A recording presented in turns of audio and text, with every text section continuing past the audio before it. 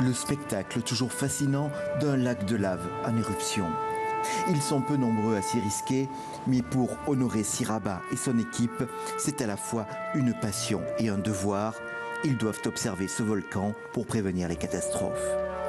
Si on ne le fait pas régulièrement, nous ne saurons pas où est-ce que, si les cratères sont en train de dilater, puisque plus le magma est en train de monter dans les cratères, plus les cratères se dilatent. À 65 ans, Honoré Siraba fait l'ascension du Nyiragongo à l'extrême est de la République démocratique du Congo depuis des années.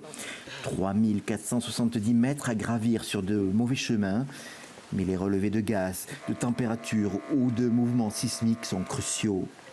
Nous sommes curieux de voir comment est-ce le Nyiragongo, qui est entré en éruption en 2002, entrera encore en éruption. Nous devons suivre cela.